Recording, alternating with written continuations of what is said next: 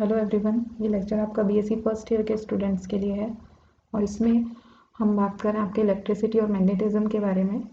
और आज का जो टॉपिक है वो आपका इलेक्ट्रिक पोटेंशियल है, जिसको हमने प्रीवियस लेक्चर में भी डिस्कस किया था। सो आज का लेक्चर स्टार्ट करते हैं।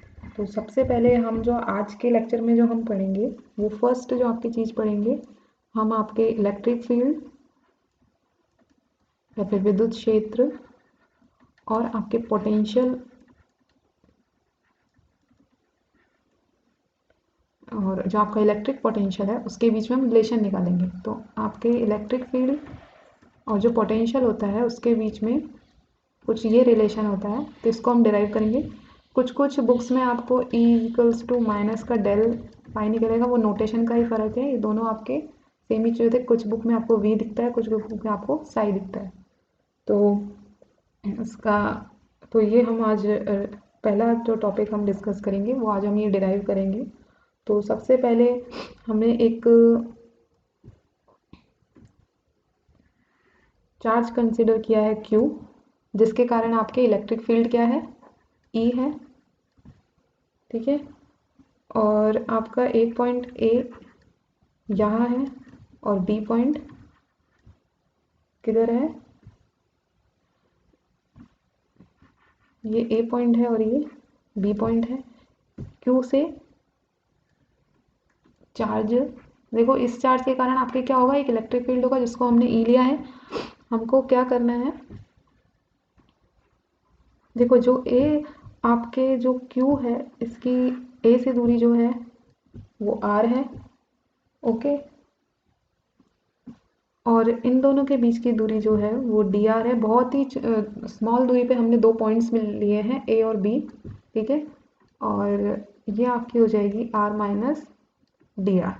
ठीक है, तो हमें क्या निकालना है। So according to definition of potential, तो पोटेंशियल की आपकी डेफिनेशन क्या होती है कि वर्क डन,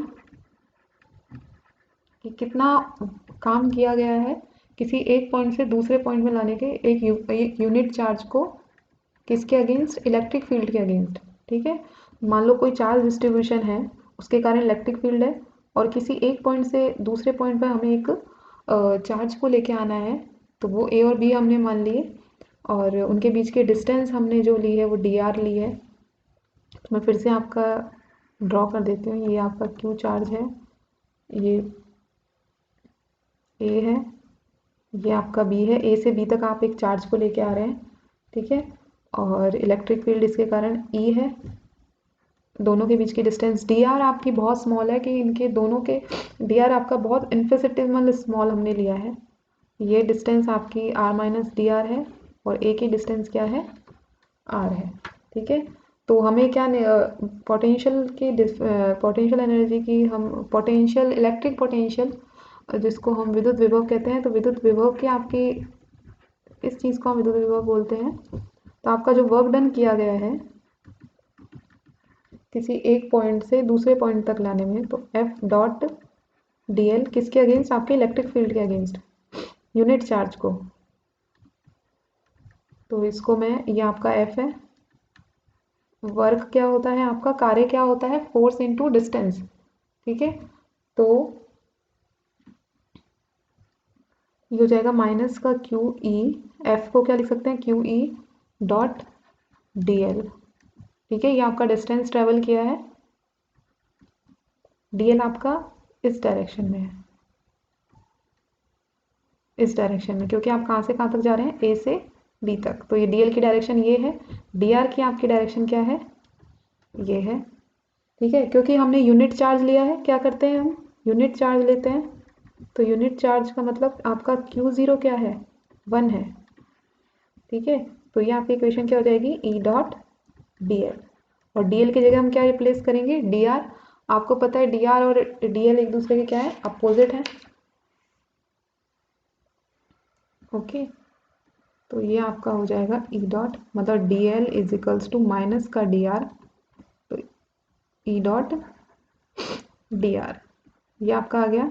डॉट प्रोडक्ट को कैसे खोलेंगे, E dr cos थीटा, तो dr इस डायरेक्शन में है और डीएल आपका इस डायरेक्शन में है, डीआर आपका इस डायरेक्शन में, दोनों के बीच में एंगल कितना है, कॉस थीटा आपका कितना है 180। कॉस 180 की वैल्यू आपके पास क्या होती है -1, तो इधर से आपके पास आ जाएगा ई डी आर और किसका माइनस का, और यहाँ क्या है डीवी। तो यहाँ से आप निकाल सकते हैं ई इजिकल्स टू माइनस क्या है डीवी अपॉन डी आर। ठीक है, ये आपका रेडियल फॉर्म में है। और इसी चीज़ को आप क्या लिखते हैं, ये आपका इजिकल्स टू डेल वी, या फिर इसको क्या बोलते हैं माइनस का ग्रेड वी। तो अगर आपके पास किसी भी सिस्टम के लिए पोटेंशियल आपको पता है, ठीक है, डेल को आप कैसे लिख सकते हैं, del upon del X I cap, del upon del Y J cap, और del Y upon del Z के कैप। ओके, तो ये आपका डेल की वैल्यू होती है। तो अगर आपको पोटेंशियल निकालना ज़्यादा आसान होता है आपका इलेक्ट्रिक फील्ड के लिए, क्योंकि इलेक्ट्रिक फील्ड में आपके क्या होते हैं, देखो ये वेक्टर क्वांटिटी है और ये आपकी स्केलर क्वांटिटी है।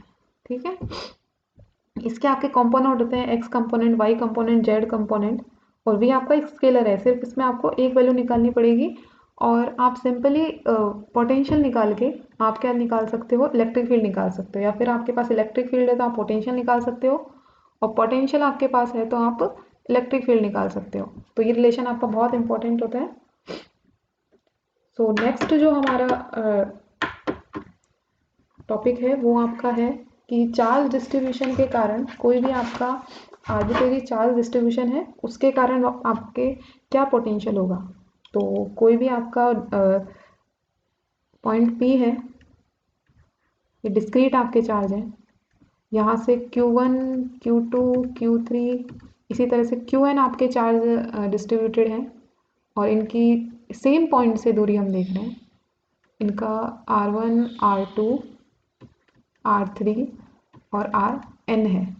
तो इस चार्ज डिस्ट्रीब्यूशन के कारण अगर आपको पोटेंशियल निकालना पड़े तो आप कैसे निकालेंगे वो पोटेंशियल, आपको पता है V आपका क्या होता है K Q1 अपॉन डिस्टेंस कितनी है R1, इसी तरह से V2 आपके पास क्या है K Q2 R2, इस तरह से Vn आपके पास क्या होगा K Qn Rn। तो आपका ये कोई भी चार्ज डिस्ट्रीब्यूशन है, देखो आपका जो हमने जो डिस्टेंस लिए वो आपके सेम पॉइंट से लिए, पी पॉइंट से लिए। तो ये बहुत इंपॉर्टेंट है आपके कि आप डिस्टेंस जो ले सिमिलर पॉइंट से लें। तो इसके कारण जो आपका टोटल पोटेंशियल होगा इस पूरे चार्ज डिस्ट्रीब्यूशन के कारण, अगर आप पूछेंगे कितना पोटेंशियल है, तो टोटल पोटेंशियल आपका कितना होता है उसको लिखते हैं हम V is equals to V1 plus V2 plus Vn, और वैल्यू पुट कर देंगे तो K Q1 R1 Q2 R2 और Qn Rn। क्योंकि स्केलर क्वांटिटी है तो कोई डायरेक्शन नहीं होगी, तो इसमें आपको डायरेक्शन की कोई फिक्र करने की ज़रूरत नहीं है। तो ये आपका हो गया, आपका टोटल पोटेंशियल हो गया चार्ज डिस्ट्रीब्यूशन के कारण, जब आपके डिस्क्रीट चार्ज डिस्ट्रीब्यूशन है। ठीक है, इसको समेशन की फॉर्म में भी हम लिख सकते हैं। तो समेशन की फॉर्म में आप इजीली लिख सकते हो V is equals to summation कहाँ से कहाँ तक, I से N तक, K कांस्टेंट है, QI अपॉन RI, इस तरह से आप लिख सकते हैं।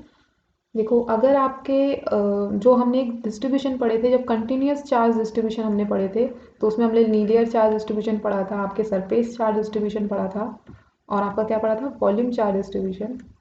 तो लीनियर चार्ज डिस्ट्रीब्यूशन, अगर आपका सरफेस चार्ज डिस्ट्रीब्यूशन है, और अगर आपका वॉल्यूम चार्ज डिस्ट्रीब्यूशन है, ठीक है, तो इनके कारण आपका जो पोटेंशियल होगा वो कितना होगा, तो वो आप लिख सकते हैं कि linear K lambda D L upon R minus R dash. इस सरफेस के लिए क्या लिख सकते हैं K sigma D S R minus R dash. इसी तरह से आप इस सरफेस इंटीग्रल होगा, और ये आपका होगा वॉल्यूम इंटीग्रल, इसको लिख सकते हैं rho D V R minus R dash. तो यहाँ पे आपकी लैम्डा सिग्मा और रो की आपको वैल्यू पता है, ये लीनियर चार्ज डेंसिटी है, ये आपकी सरफेस चार्ज डेंसिटी है, और ये आपकी वॉल्यूम चार्ज डेंसिटी है। ठीक है, और डी एल डी एस और डी आर आपके लीनियर सरफेस चार्ज डिस्ट्रीब्यूशन है। ठीक है, तो इस तरह से आपने डिस्क्रीट उसके लिए भी निकाल लिया और आपके कंटिन्यूस चार्ज डिस्ट्रीब्यूशन के लिए भी निकाल लिया। फिर जो आपका टॉपिक है वो आपका है कि आप क्या निकालेंगे, electric potential energy.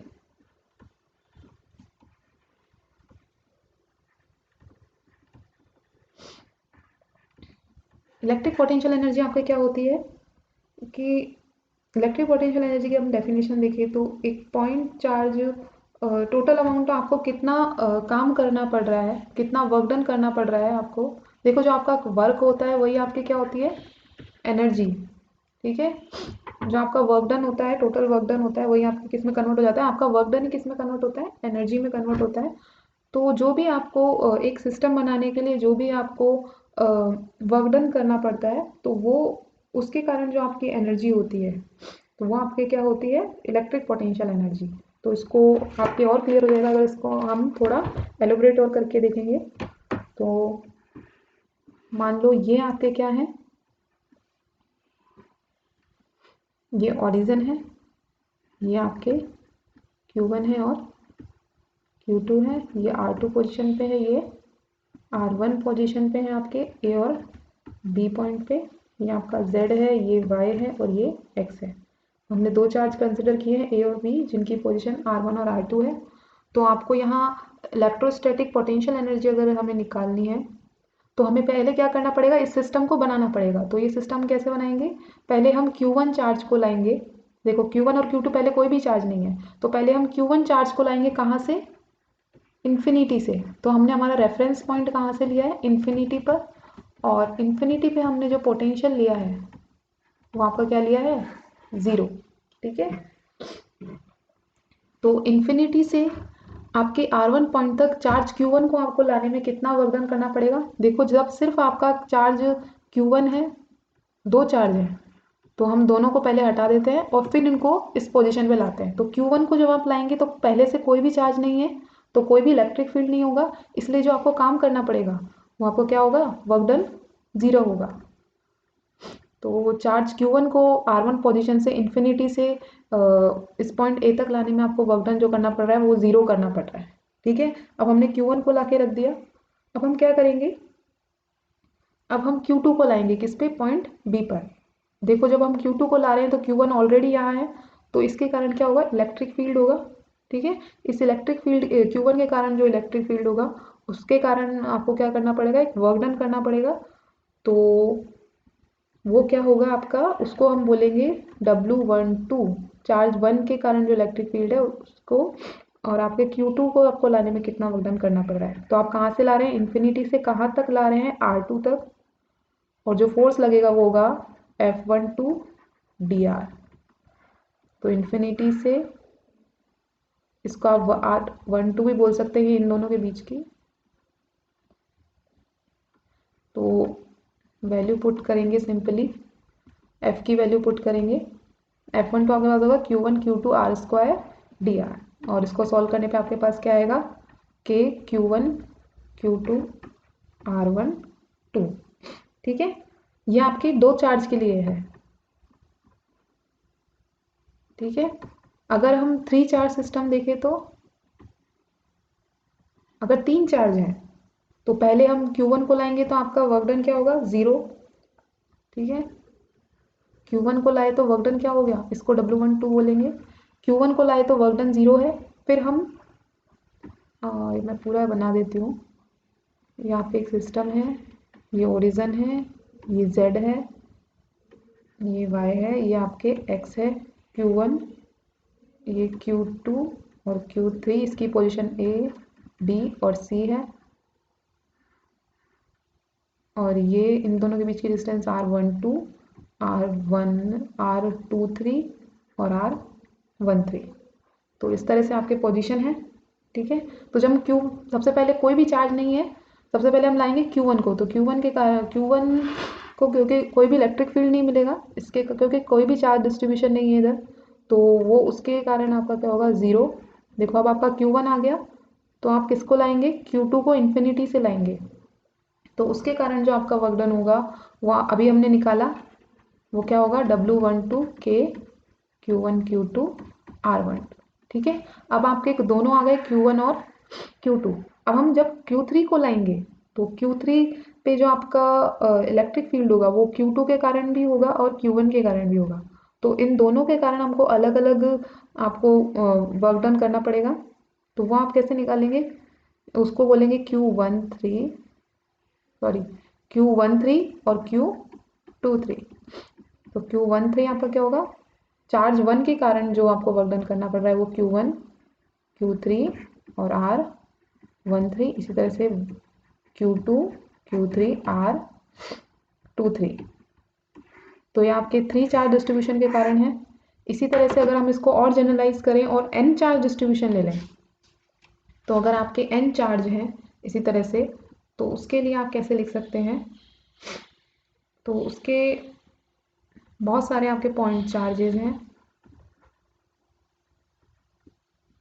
n number of point charges हैं। तो आप कैसे लिखेंगे, उसके लिए उसको हम रिप्रेजेंट करेंगे u से। u is equals to half K summation i बराबर 1 j बराबर 1 n।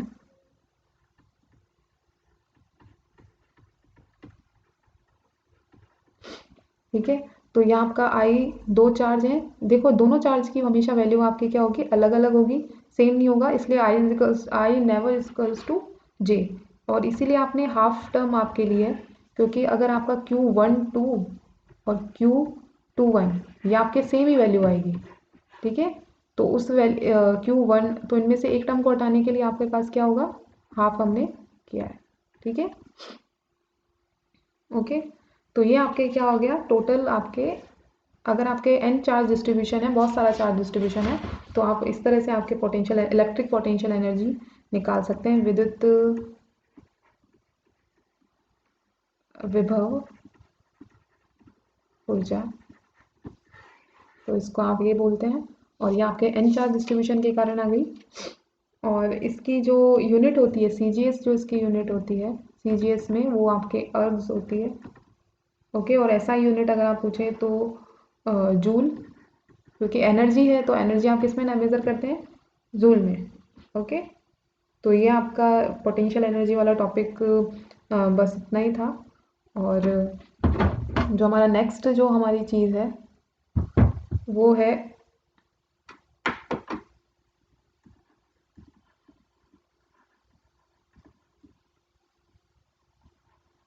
इलेक्ट्रिक डायपोल, या फिर इसको बोलेंगे विद्युत द्विध्रुव। जैसे नाम से ही है कि इसमें दो पोल होंगे, दो, कोई डाई मतलब क्या होता है, टू, तो इसमें मतलब दो चीज़ें होंगी, कुछ टू से रिलेटेड है। तो विद्युत द्विध्रुव या फिर इलेक्ट्रिक डायपोल हम किस चीज़ को बोलते हैं, तो इलेक्ट्रिक डायपोल आपका क्या चीज़ होती है, मान लो दो चार्ज हैं, सेम उनका वैल्यू है, ठीक है, और वो किसी फाइनाइट डिस्टेंस पे एक दूसरे पे रखे हुए हैं, और उनके बीच की डिस्टेंस आपकी फाइनाइट है, मतलब चेंज नहीं हो रही है, और उन पे चार्ज सेम है, लेकिन क्या है उनकी एक पॉजिटिव है और एक नेगेटिव है। तो इस तरह का जो आपका सिस्टम होता है उसको आप क्या बोलते हैं, क्योंकि इसमें दो चार्ज हैं, दो पोल हैं, तो इसलिए आपको इसको द्विध्रुव बोलते हैं।